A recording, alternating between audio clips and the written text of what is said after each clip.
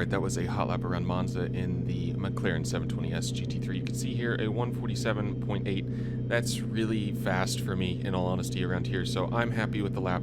Definitely could be some improvements out there, but nevertheless, we'll take a look at the sector times real quick in case you want to compare. Really, I'm pretty close to my purple sectors all the way around. This is my second stab at it today, so I did warm up a little bit earlier, and massive improvement. Ultimately, I think I picked up almost 3 seconds really over where I was to start, so I'm happy with it. So I hope that you guys do enjoy the setup, which we'll go ahead and get on into now. I'm not going to spend too much time going over this. I just a couple things. Aiming for pretty high tire pressures around here, around 27.5, 28 front and rear. Lowering the rear camber, as well as if you're doing a race in this, your rear tires are going to be what you have to watch out for, so lowering the rear camber can really help that out. For a qualifying setup, probably jack all the camber up around the car, increase it anyways. I found a lot of speed using more ABS in the car. The braking distances weren't quite as short as I wanted to get them. I couldn't really do much about it, so leaning on the ABS a little bit more and getting more consistent braking zones really helpful for me. I did do this on brake pad compound 1 for the front and rear, so if you are doing a longer race, definitely consider switching it over to brake pad compound 2. Longer being like anything over, I think about 45 minutes is really that kind of transition, so keep that in mind. But ultimately for qualifying or a short race, brake pad compound 1 worked the best for me.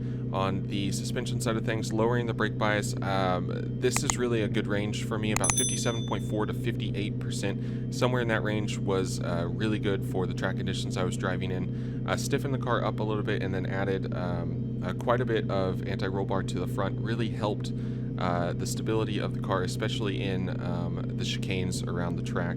I also played with the differential on the rear, trying to get a little bit more consistency on the middle of the corner and on the exit, and ultimately I just found that if I went any lower than 80, I was losing drive off out of the corner, and that's a big deal around here, losing a lot of time.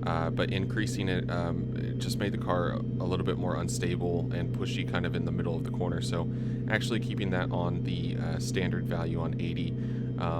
Let's see, other than that, the dampers, so this is pretty wacky.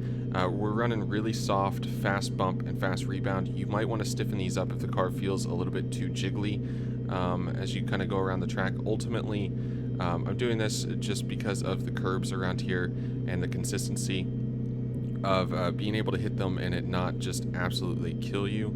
There's definitely some fine-tuning to be done, especially with the fast bump and fast rebound around the track, so don't be afraid to kind of play with those if you need to, but like I said, ultimately just for curb strikes really is what you're doing that for.